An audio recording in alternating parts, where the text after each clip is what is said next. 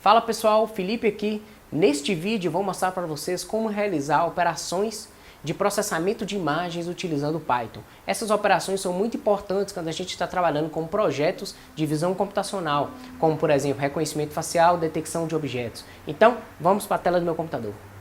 Então pessoal, continuando aqui a nossa aula, é o seguinte, a gente vai começar e a gente vai aprender sobre a biblioteca Pylon. A biblioteca Pylon é a biblioteca para a gente fazer o processamento de imagens com Python. Existem diversas, mas nesse tutorial eu vou mostrar para vocês como que a gente faz operações de processamento de imagens utilizando a biblioteca Pylon. Então o primeiro passo é a gente instalar a biblioteca Pylon no nosso ambiente. Caso você não tenha instalado o Pylon, você vai executar como eu coloquei aqui.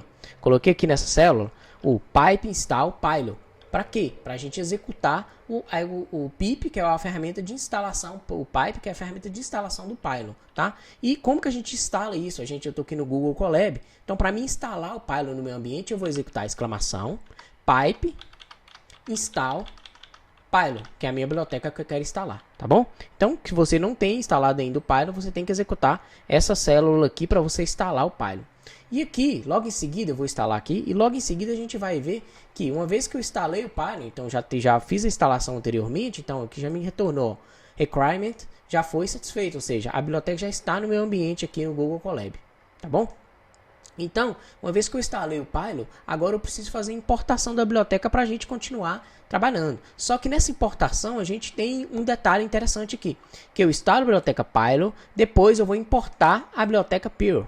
Tá? Então, por que o nome é diferente? É a mesma biblioteca, porque anteriormente a biblioteca era chamada de Pylon, depois foi feita uma atualização para simplesmente Pure, que significa Python Image Library. Então, você instala o Pylon, então para instalar você vai executar o pipe install Pylon, e para importar você tem que levar o cuidado de importar o Pure, tá bom? Igual eu estou colocando aqui, import Pure. Vou importar, tá lá, já executei, e logo abaixo aqui a gente consegue ver as versões. Então é como se a gente tivesse duas bibliotecas no nosso ambiente. Então na biblioteca Pylon eu estou com a versão 4.3.0 e a biblioteca Pure eu estou com a versão 1.1.7. É simplesmente uma atualização, mas no fundo é a mesma coisa, tá bom? Então beleza, a partir do momento que eu importei a biblioteca para a gente fazer esse processamento de imagens, a gente vai importar agora a classe Image da biblioteca Pure. Então como eu disse, eu instalo o Pylon, mas eu importo o Pure, ok? Então beleza, acabei de importar a minha classe Image da biblioteca Pure, tá bom? E agora o primeiro passo é a gente carregar uma imagem a partir do disco. Essa imagem que a gente vai usar durante todo o tutorial. Poderia ser qualquer imagem. E você vai fazer esse trabalho com a imagem que você esteja trabalhando ou com o conjunto de imagens que você esteja trabalhando. As operações que a gente vai ver aqui no tutorial, que você vai aprender no tutorial, serve para você trabalhar em um conjunto de imagens, como normalmente é utilizado, ou se você estiver fazendo o processamento de uma única imagem. Nesse caso eu vou usar uma única imagem, mas esse processamento poderia ser feito para várias, né? Quando você está trabalhando com um projeto de visão computacional, você vai trabalhar normalmente com um conjunto de imagem, uma base de dados de imagens, tá bom? Então eu salvei essa imagem aqui no meu diretório Sample Data, aqui do Google Colab. Então vou abrir aqui, eu tenho um diretório Sample Data, eu criei um diretório chamado Imagens, e eu tenho a imagem aqui newyork.jpg, que é a imagem que a gente irá trabalhar, tá bom? Então, vou carregar essa imagem para a memória. Então para isso, eu vou chamar o método open da minha classe image. E esse método open, ele vai criar para mim uma variável que eu chamei de image. Essa variável, ela é do tipo image, tá? Um objeto do tipo de dados imagem, para a gente trabalhar com imagem da biblioteca Pylon, né? Então, chamei o método open, passei aqui o caminho completo da imagem. Então, carreguei a minha imagem para a memória. Então, se eu vim aqui e simplesmente chamar a variável image no console do Google Colab, eu consigo renderizar, eu consigo visualizar essa imagem. Olha que legal. Então, executei aqui, eu tenho essa imagem, foi a imagem que eu escolhi aqui para a gente trabalhar, tá? Imagem super, com várias cores, né? Uma imagem um pouco grande aqui, com várias cores, tá? E o próximo passo, agora que a gente já carregou, é um processo similar quando a gente está trabalhando com outros tipos de dados, por exemplo, em formato CSV, né? Que a gente faz a carga desses dados utilizando pandas ou alguma outra biblioteca de manipulação e cria o nosso data frame. Nesse caso, agora a gente criou uma variável do tipo image, né? Um data type do tipo imagem, tá bom? Então, uma vez que eu já carreguei a minha imagem, que eu estou trabalhando, que no meu caso aqui é a minha fonte de dados, eu vou imprimir o formato dessa imagem. E para isso, eu vou usar o método format. Então, chamei print image.format, eu tenho aqui, me informou que o formato dessa imagem é do tipo JPEG, né? Poderia ser PNG, poderia ser GIF, que a gente vai ver logo à frente. E agora, eu posso imprimir também com o atributo mode qual que é o canal do formato de pixels, que a gente vai ver logo abaixo como que isso funciona. Então eu tenho lá uma imagem com formato com o modo RGB, que significa vermelho, verde e azul. As dimensões da minha imagem eu consigo visualizar, né, retornar aqui o resultado através do atributo size, que me retorna as dimensões da imagem. Eu tenho uma imagem de 639 por 358, ou seja, uma matriz de pixel com essa dimensão. E agora, para a gente ficar claro como que funciona, a gente vai entender a estrutura da imagem, a estrutura de dados que compõem uma imagem e como funcionam os valores do pixel. Então, pensando em uma imagem que está nesse modo do tipo RGB, a gente tem um pixel, cada pixel, que é a menor unidade de informação que compõe a imagem digital, cada pixel é formada por uma tupla. E nessa tupla a gente tem três valores. Um valor que corresponde a uma tonalidade de cor vermelha, verde e azul. Então, green, red, green e blue, né, que são as cores vermelho, verde e azul, respectivamente. Então, novamente, eu simplesmente vou renderizar uma imagem aqui, um GIF aqui, para a gente ficar fácil, para ficar fácil a compreensão de como funciona. Então, para cada tupla, para cada quadradinho dessa imagem aqui, ó, dessa flor, a gente tem três valores que correspondem a uma tonalidade de vermelho, de verde e de azul. E esses valores eles estão na faixa entre 0 e 255, já que cada um desses valores são valores de 8 bits. Então, a combinação desses valores que vai dar a tonalidade de cor do nosso pixel, tá bom? Então, a cor é gerada pela combinação de cada um desses canais. Então, um pixel, para a imagem com esse modo RGB, a gente tem uma tupla de 3 valores, tá? Vai ficar claro logo abaixo para a gente entender mais como funciona. Então, uma vez que a gente entendeu como que é a estrutura de uma imagem digital, a gente vai partir para as operações em si.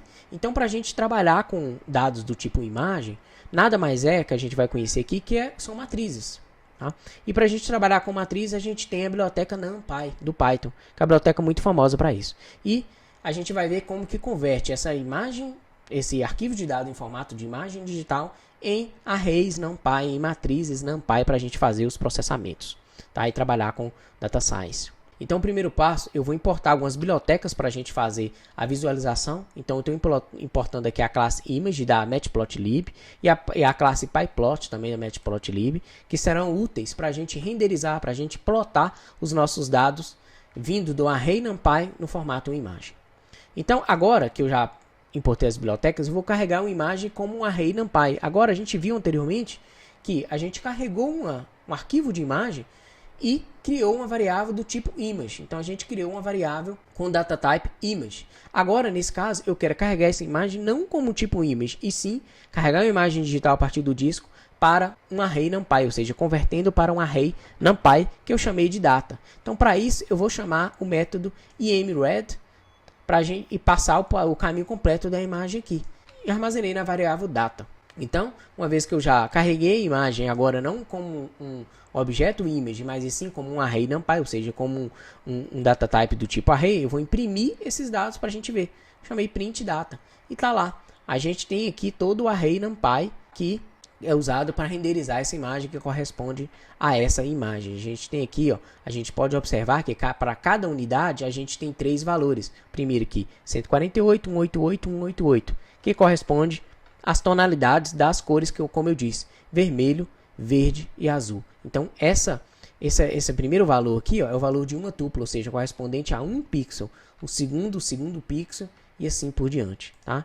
Então, para a gente entender a estrutura de uma imagem digital. Agora que a gente transformou essa imagem digital em um array NumPy, a gente pode imprimir as suas propriedades, como a gente está habituado a trabalhar com arrays NumPy aqui nos projetos envolvendo Data Science. Então, a gente tem o atributo dtype, que vai mostrar para a gente o tipo de dados. Então, a gente pode ver que a gente tem um tipo de dados que ele foi carregado, né, como array NumPy com um tipo inteiro 8. O shape, que é a forma do nosso array, a gente tem um array de 358 por 639, com um canal de tamanho 3, ou seja, com uma tupla de 3 valores, como eu disse, correspondendo às tonalidades de cores. E o valor máximo é 255 e o valor mínimo do nosso array é 0, ou seja, Aí, como eu disse, a gente tem em cada pixel é um tipo de dados de 8 bits, então a gente tem o valor mínimo, uma faixa variando entre o valor 0, que é o valor mínimo, e 255, que é o valor máximo do nosso pixel, tá bom? Agora eu vou exibir um array de pixel como imagem. Então eu já tenho meu array, eu já peguei a imagem em disco, já carreguei ela com o tipo array, ou seja, carreguei ela para um tipo de dados do tipo array numpy, e agora eu quero exibir um array numpy como uma imagem, eu vou fazer o processo inverso.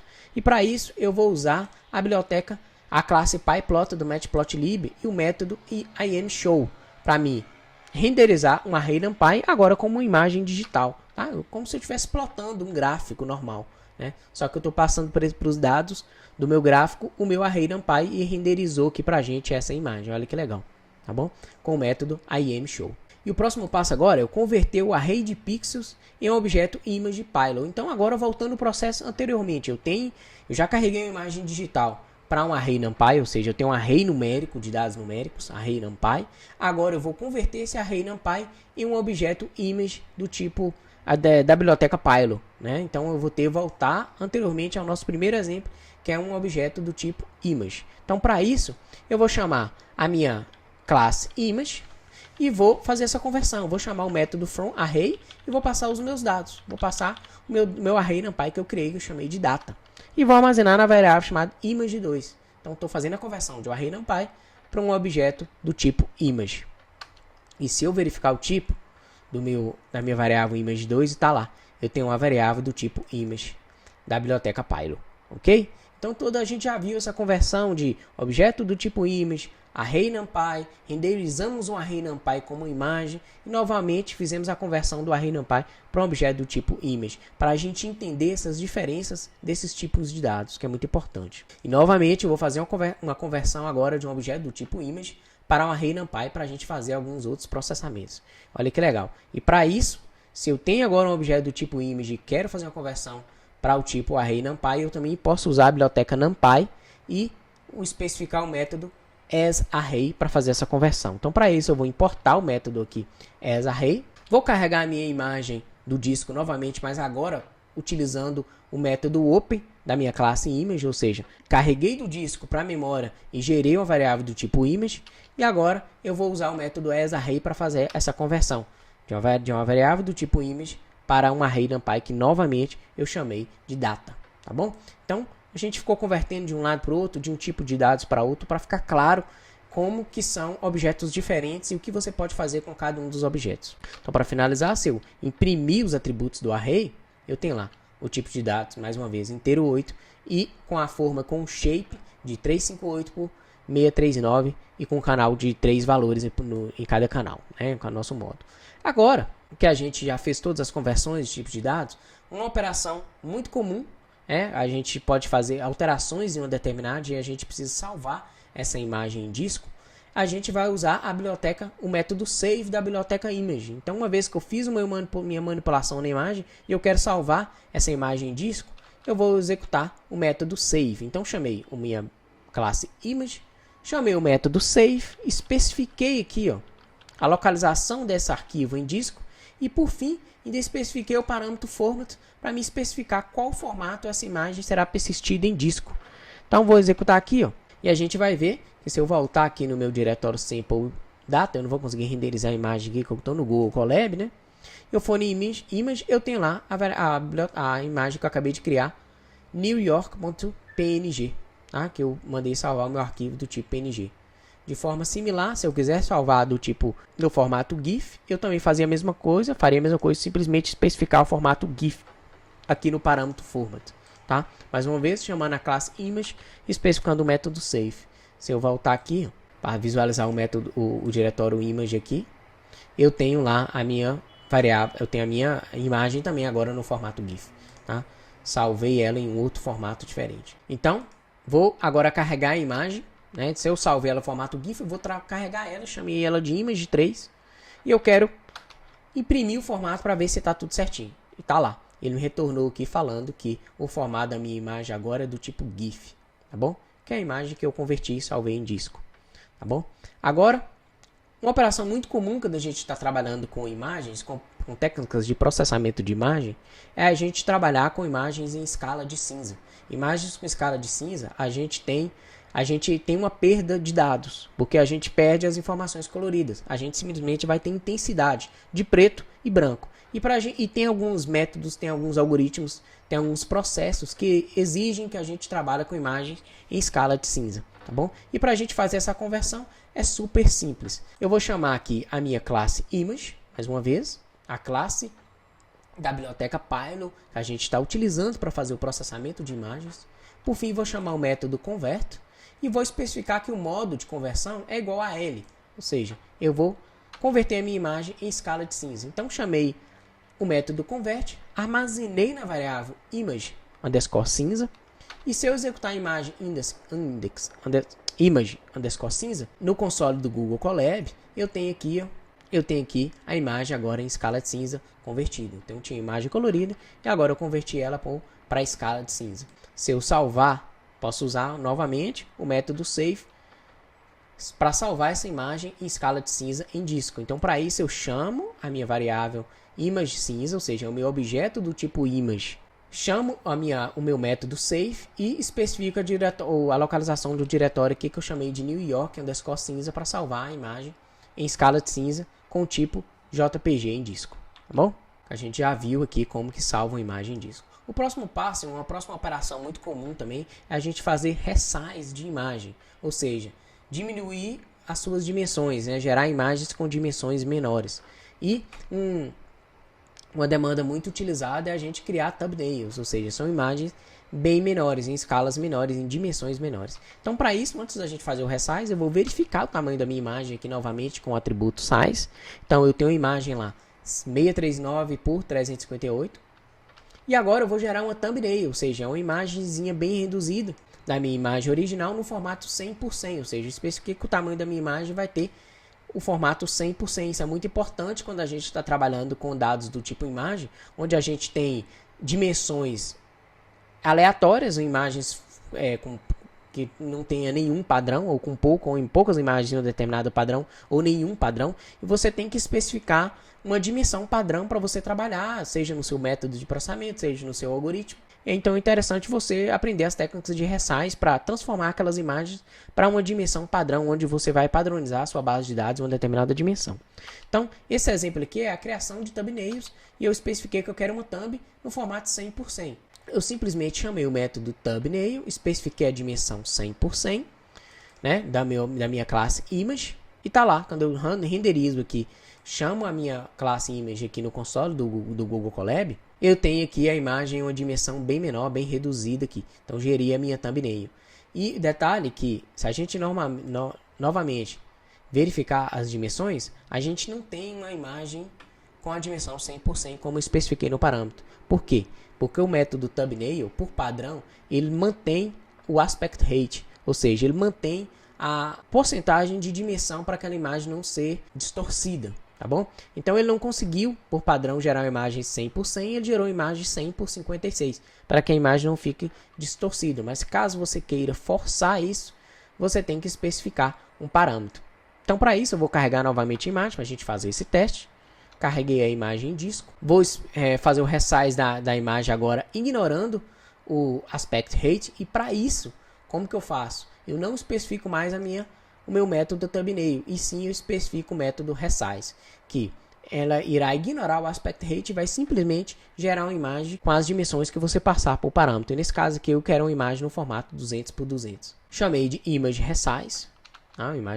Chamei uma variável diferente. E se eu imprimir agora as dimensões através do atributo size, eu tenho aqui uma imagem com tamanho 200 por 200. Tá? Agora ele respeitou, ou seja, ele ignorou o aspect rate, ou seja, o problema da imagem ficar distorcida pelas dimensões diferentes. E se a gente executar o método imshow para renderizar essa imagem aqui no Google, a gente vê que ela está um pouco distorcida, tá? Ela não está tão em formato horizontal, mas ela está mais vertical. Por quê? Eu forcei que eu criei uma imagem com as dimensões 200 por 200, tá bom? E para isso eu utilizei o método resize. Uma outra operação muito legal que a gente pode trabalhar e é muito útil, principalmente quando a gente está trabalhando com métodos baseados em Machine Learning ou Deep Learning, são a inversão de imagens, ou seja, fazer o flip em imagens. A gente pode fazer flip, ou seja, transportar a orientação da imagem, tanto na orientação vertical ou horizontal. E a gente usa isso muito quando a gente está trabalhando com visão computacional para gerar dados diferentes para o nosso conjunto de treinamento, para a gente ter uma menor variabilidade nos resultados e reduzir o overfitting. Tá? Então é uma técnica muito utilizada e para isso a gente vai usar o método transpose. E eu vou chamar aqui o atributo flip left right, ou seja, da esquerda para a direita, fazer uma transposta da esquerda para a direita da minha classe image. E a gente vai ver que a gente vai conseguir fazer uma inversão horizontal. Então já fiz a inversão, salvei na variável horizontal image.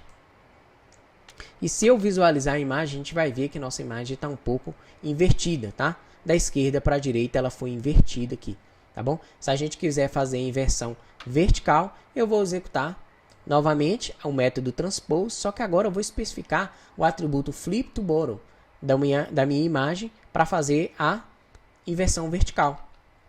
Vou armazenar também na variável chamada vertical image, e se eu visualizar a imagem, a gente vai ver que foi virada de cabeça para baixo aqui essa imagem, foi feita essa inversão. Então, como eu disse, esse método é muito utilizado, principalmente quando a gente está no processo de treinamento de algoritmos de machine learning ou algoritmos de deep learning. A gente tem bases de dados, principalmente bases de dados limitadas, e a gente precisa fazer variações do mesmo conjunto de treinamento. Essa técnica é chamada de data argumentation, tá bom? Mais para frente a gente vai ver exemplos disso na prática também, tá bom? Então, uma vez já fiz o flip, eu consigo fazer a rotação da minha imagem em determinados graus. Então, para isso, eu posso fazer o rotacionamento da minha imagem. E eu consigo fazer isso através do método rotate. Então, vou carregar a imagem novamente aqui, a partir do disco para a memória. Por que eu estou carregando várias vezes, pessoal? Estou carregando várias vezes essa imagem porque a gente faz diversas alterações na imagem, no objeto, e para a gente sempre partir da imagem original, eu faço a carga dela na memória novamente. Poderia fazer isso, manter uma única carga, se eu estiver utilizando variáveis diferentes. Poderia ter uma variável que eu não mexo nela e para cada alteração da imagem eu crio outras variáveis. Mas para ficar mais simples e intuitivo, eu estou carregando ela novamente a partir do disco, tá bom? Então, nesse exemplo aqui, eu vou rotacionar a imagem em 45 graus. Então, eu já vou fazer o rotacionamento dessa imagem e vou fazer a plotagem dela aqui para a gente visualizar. E para isso, eu chamo a minha classe image, especifico o método rotate e especifico quantos graus eu quero rotacionar. Eu especifiquei aqui o parâmetro de 45. Eu quero rotacionar essa imagem em 45 graus. Então, tá lá, o método rotate já fez essa rotação da imagem para a gente em 45 graus. O outro exemplo aqui é fazendo o rotacionamento da imagem em 90 graus. Então, para isso, você só vai mudar o parâmetro do método rotate, tá bom? A próxima tarefa de processamento de imagens que é interessante também é a gente aprender a cortar imagens, ou seja, a gente aprender a utilizar o método crop. Então, o método crop é interessante que a gente consegue cortar a imagem a partir de coordenadas específicas. Então, para isso, eu vou renderizar a imagem aqui novamente. Chamei lá o método imshow, nós temos nossa imagem padrão aqui, tudo certo. E eu vou fazer um exemplo de exibir, de extrair um corte a partir das coordenadas da esquerda, da fronteira superior, da fronteira à direita, do lado direito, e da fronteira inferior também. Então, para isso, eu chamo a classe image, vou chamar o método crop e vou especificar as coordenadas. Então, vai ficar próximo aqui, se eu não me engano, onde que eu estou com o mouse aqui, ó, a gente vai recortar mais ou menos essa região aqui. 100 por 100, 200 por 200. Então, vai ficar 100 por 100, 100 por 100, aqui mais ou menos, e 200 por 200. A gente vai fazer um quadradinho aqui na imagem. Eu consegui cortar nessa determinada coordenada. Eu vou plotar aqui essa região cortada. Então, como eu disse, eu tinha aqui, ó, consegui pegar esse prédio aqui, né? Olha que legal. Eu peguei essa determinada coordenada, essa exata coordenada aqui, ó. 100 por 100, 200 por 200. Consegui pegar essa coordenada. E, fazendo um paralelo com quando você vai usar isso, quando você estiver trabalhando com Data Science e visão computacional em geral, você vai usar isso em tarefas, por exemplo, de reconhecimento facial, onde você tem que cortar uma determinada coordenada que foi utilizada para detectar uma face no seu conjunto de imagens, tá? Então, ou então, se você estiver fazendo o stream de um webcam, Então a gente tem um método que faz a detecção da face e retorna justamente a coordenada. E como a gente está fazendo um trabalho de reconhecimento facial, não importa o resto da imagem, a gente quer simplesmente a face para fazer o reconhecimento. E para isso a gente precisa da coordenada exata, e o método crop é muito importante e muito útil nesse cenário, que você tem a coordenada da face, você precisa recortar a partir do restante da imagem, que será descartado para fazer o treinamento, para fazer o reconhecimento em uma tarefa de reconhecimento facial. É muito legal, né? Muito interessante. E isso pode, expandindo mais um pouco, a gente pode extrair isso para determinadas tarefas onde você tem uma detecção de um objeto, tá?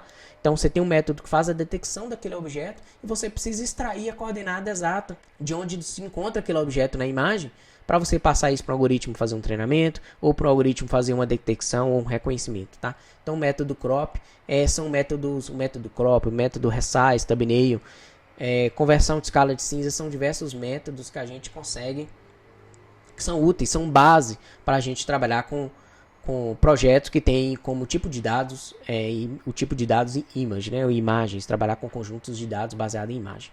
Para finalizar, eu vou mostrar uma última técnica aqui de pré-processamento aplicado em imagens. Então, como eu disse, como a gente tem dados do tipo imagem, que são nada mais que arrays numéricos, né, matrizes, a gente consegue aplicar técnicas de pré-processamento nessas imagens, não só consegue como deve, especificamente se você estiver trabalhando com algoritmos de machine learning que normalmente esperam que a imagem esteja em uma determinada escala, que esteja em uma determinada distribuição, tá bom? Então, para isso, eu vou mostrar como a gente faz a normalização aqui desses dados do tipo imagem. Então, vou renderizar, vou carregar a minha imagem a partir do disco, mais uma vez. E agora eu quero converter essa imagem em um array NumPy. Então eu carreguei essa imagem como um tipo image, utilizando a biblioteca Pylor, que a gente já conhece. E agora eu vou executar o método asArray para transformar essa imagem em um array NumPy, que eu chamei de pixels. E agora eu vou imprimir aqui o nosso tipo de dados. Mais uma vez, eu tenho lá um tipo de dados inteiro 8, com o valor mínimo de 0 até 255. E agora eu quero converter os valores inteiros em float, porque eu vou fazer essa operação de normalização, que simplesmente quer pegar o valor do pixel e dividir pelo seu número máximo, que no meu caso é 255. Então, para isso, eu vou transformar os meus tipos de dados de inteiro 8 para float 32. Então, simplesmente executei aqui o método astype, ou seja, fiz a conversão desse data type de inteiro 8 para float 32. Armazenei novamente em pixel, ou seja, sobrescrevi a minha imagem. Tá bom? E agora eu vou fazer essa normalização. Vou normalizar essa faixa de valores, gerar um novo range. Vou especificar o meu array de pixels, ou seja, os meus arrays numéricos, que eu quero que cada valor seja dividido pelo seu valor máximo. Então, eu estou normalizando os meus dados para um valor entre as faixas de 0 a 1. Então, mais uma vez aqui, se eu imprimir a faixa de valores normalizados, tanto o tipo de dados, quanto o meu valor mínimo e o meu valor 0, o meu valor máximo, eu tenho o tipo de dados agora float 32, tá? E os valores variando na faixa de 0 e 1, diferente anteriormente, que eu tinha valores variando entre a faixa de 0 e 255. E essa transformação é muito útil em diversos cenários, tá bom? Então, essa foi a nossa aula de processamento de imagem utilizando Python. A gente viu como usar a biblioteca Image para a gente fazer diversas operações muito úteis, e são operações básicas quando a gente está trabalhando com projetos envolvendo visão computacional. Então, se você gostou desse vídeo, assine o canal, não esqueça de assinar, notificar, clicar no sininho para ser notificado de novas aulas e deixa o like aqui para a gente também. Pegue o material, que é essa imagem e o Jupyter Notebook, aqui no link do Telegram, no nosso canal do Telegram, que a gente envia todo o material por lá, tá bom? Se você gostou, assine aqui mais uma vez, curta essa aula e tamo junto, um forte abraço.